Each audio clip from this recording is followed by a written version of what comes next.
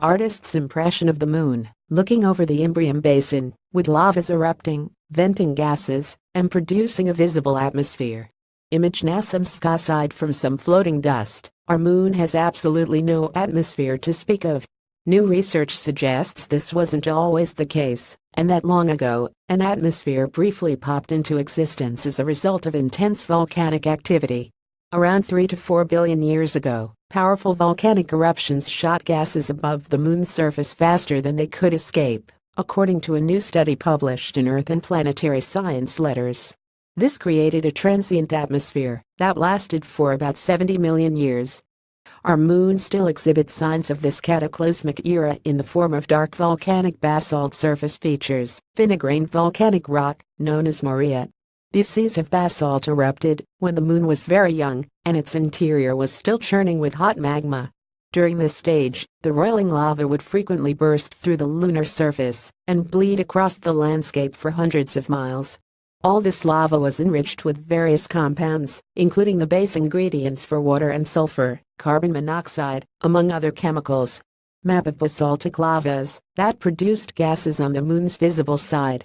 Image Deborah Needham know this because the perimeters of these lava seas were explored by astronauts of the Apollo 15 and 17 missions.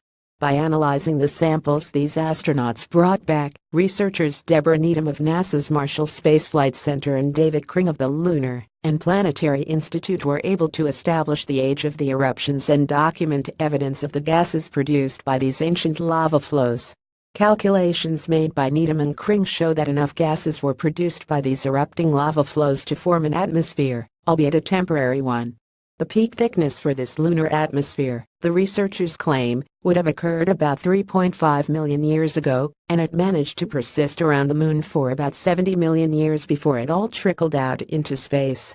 The new study highlights a pair of major gas-producing regions, the Serenitatis and Imbrium Basins, which were filled with lava about 3.8 and 3.5 billion years ago, respectively.